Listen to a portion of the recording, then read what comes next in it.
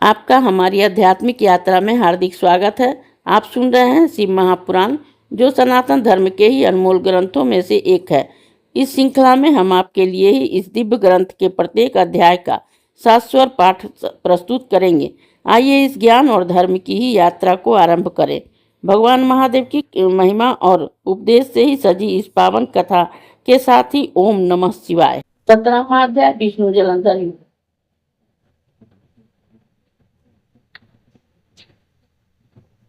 भरत कुमार बोले कि अब दैत्यों ने के तीक्ष्ण प्रहारों से विघ्न कर ही देवता इधर उधर भागने लगे। प्रबल दैत्यों के आगे उनका कुछ बस न चलता था। तब इंद्रादिकों को इस प्रकार भयभीत हुआ देख गरुड़ पर चढ़े भगवान युद्ध में आगे बढ़े। उन्होंने ही अपना शंख नामक धनुष उठाकर बड़े जोर का टंकार किया। त्रिलोक की शाब्दिक हो गई। पल मात्र में ही भगवान ने हजारों दैत्यों का सिर काट गिराया। गरुड़ के ही पंखों से ही अलग ही दैत्य बादलों के समान मंडरा रहे थे। यह देखकर ही जलंधर भी क्रोध की सीमा न रही। वह अपने होंठ फड़फड़ाकर भगवान से युद्ध करने लगा। उसके महानाद से कान फटे जाते थे। जलंधर के उस महाभयंकर शब्द से सारा जगत कांपने लगा। फिर तो विष्णु और जलंधर का महासंग्राम हुआ। बाणों से आकाश भर गया। लोग आश्चर्य करने लगे। विष्णु जी ने अपने बाणों से बेचते ही उस दैत्य की ध्वजा, छत्र और धनुष बाण काट डाले और एक बाण उसकी छाती में प्रहार किया। इससे व्यथित हुआ उसने अपनी प्रचंड गदा उठाकर गरुड़ से मस्तक पर दे मारी। गरुड़ पृथ्वी पर गिर पड़ा। साथ ही क्रोध से उस दैत्य ने अपने होंठ फड़फड़ाते हुए विष्णु की छाती में भी एक तीक्ष्ण बाण मारा। उसके उत्तर में विष्णु जी ने फिर उसकी गदा काट दी और अपने शंख धनुष पर बाण चढ़ाकर ही उसको पीटना प्रारंभ किया। जलंधर भी इस पर अपने पौने बाण बरसाने लगे। दोनों एक दूसरे के बाण को तिल तिल कर काटने लगे। एक दूसरे की छाती पर तीक्ष्ण प्रहार करते और घोर सिंहनाद करते। दोनों ही एक दूसरे को मार डालने की चेष्टा में क्रोध से कंपित हो जाते। उसी समय जलंधर ने विष्णु को कई पौने मारकर वैष्णव धनुष को काट दिया। धनुष के कट जाने से भगवान ने गदा ग्रहण कर ली और शीघ्र ही जलंधर को तान कर मारा भी।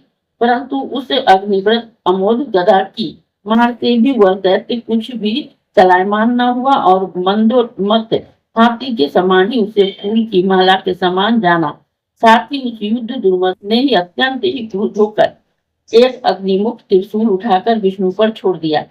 विष्णु जी ने ही शिव के चरणों का स्मरण कर नंदक नामक खड़ग से ही उस त्रिशूल का छेदन कर दिया। जलंधर ने झट विष्णु जी के छाती पर एक जोर से मुष्टिक मारा। उसके उत्तर में भगवान ने भी उनकी छाती पर अपने मुष्टिक का प्रहार किया। फिर दोनों घुटने टेक बाहु और मुष्टिकों से बाहु युद्ध करने लगे। कितनी ही देर तक भगवान उससे युद्ध करते रहे। इससे उसको बड़ा ही आश्चर्य हुआ। वे कुछ श्रमित से हो गए।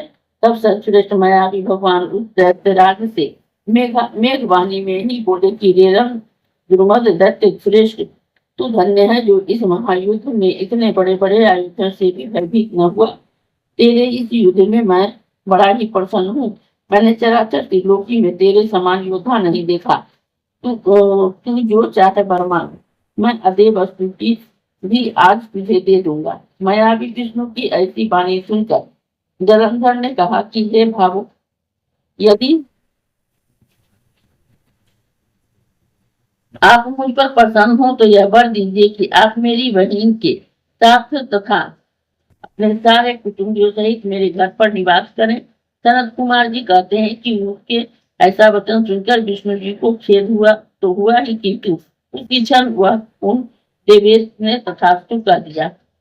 अब विष्णु जी सब देवताओं के साथ ही जलंधर के घर में जाकर ही निवास करने लगे। जलंधर अपनी बहन लक्ष्मी और देवताओं सहित विष्णु को वहां पाकर ही बड़ा प्रसन्न हुआ। फिर तो देवताओं के पास ही जो रत्नादि थे उसको सबको लेकर उसके स्थानों पर दैत्यों को स्थापित कर दिया और देव दानव यक्ष गंधर्व, सिद्ध, सर्प, राक्षस, मनुष्य आदि सबको ही अपना वशवर्ती बना त्रिभुवन पर शासन करने लगा।